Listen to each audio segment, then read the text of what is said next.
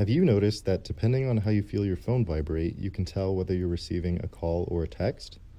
Or maybe when you're playing a video game like Mario Kart and you get hit by a shell, your controller vibrates to mimic the crash.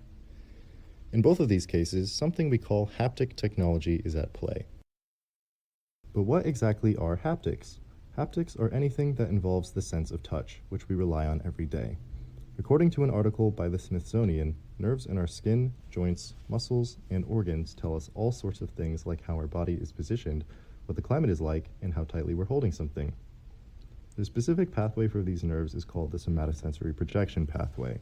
It starts in the skin receptors, travels through the spinal cord and brainstem, and finally to a specific portion of the brain called the somaesthetic cortex. This signal from physical stimuli travels in a matter of a few milliseconds.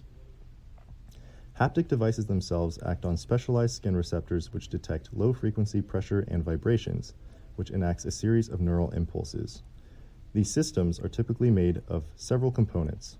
According to researchers from the Holy Grace Academy of Engineering, some components of haptic systems include sensors, actuators which vibrate or exert force, real-time algorithms, and libraries of haptic effects. These researchers go on to explain that hardware is capable of sending sensory feedback to the user, simulating touch and feelings that wouldn't otherwise be there. There are three main categories of haptic devices: graspable, wearable, and touchable. Graspable devices involve holdable objects that give real-time feedback, such as joysticks and triggers that have adaptable resistance, or resistance that adjusts to the force applied to it. These devices include video game controllers and machinery controls. The next type of device is wearable. Wearable devices include technology that can be placed on the skin and mimic external sensations such as touch and warmth. A common example of a wearable haptic device is virtual reality equipment. Additionally, wearable devices have become pivotal in allowing people with sensory impairments to be able to interact more with the world around them. These wearable devices are free-moving and directly interact and send feedback to the skin of the user. The last type of haptic device is touchable.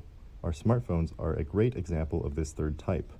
The screen might vibrate or buzz when you tap keys to text, or the whole phone might vibrate when you're getting a call.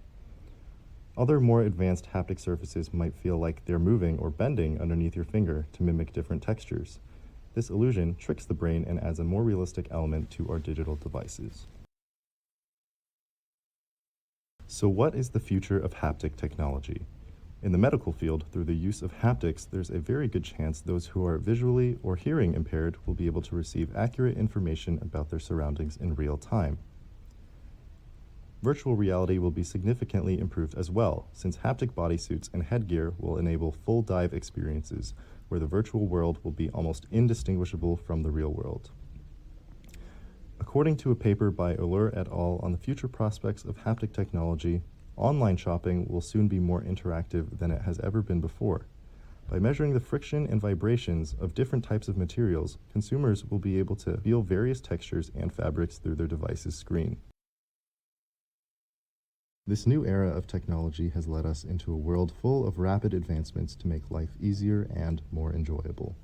With digital applications advancing in fields such as medicine, video games, education, and more, haptic technology has the potential to enhance all of our lives by adding a new dimension to our digital experience. Thanks for watching.